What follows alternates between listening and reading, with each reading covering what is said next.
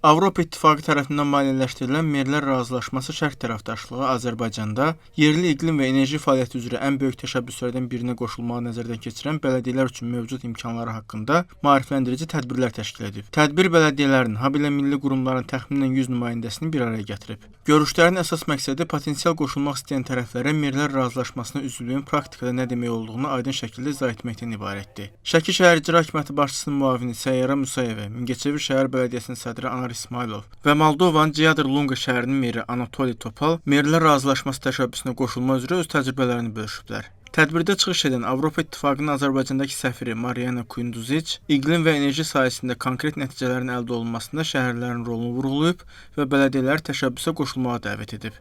Azərbaycanın dayanıqlı inkişaf gündəliyində enerji səmərəliliyinin əsas istiqamətlərindən biri olduğunu və bu siyasətin real nəticələrə çevrilməsində yerli səviyyədə atılan addımların mühüm rol oynadığını vurğulayan Energetika Nazirliyinin Enerji Səmərəliliyi şöbəsinin müdiri Cavid Mikailov bildirib ki, Merlərin razılaşması şərq tərəfdaşlığı təşəbbüsü enerji səmərəliliyi sayəsində bələdiyyələr üçün icra mexanizmlərini təqdim edən mühüm platformadır. Merlər razılaşması şərq tərəfdaşlığı təşəbbüsünün komanda rəhbəri Kristof Freyring qeyd edib ki, tədbirlərin əsas məqsədi şəhərləri məlumatlı qərar qəbul etmək üçün zəruri biliklərlə təmin etməkdir.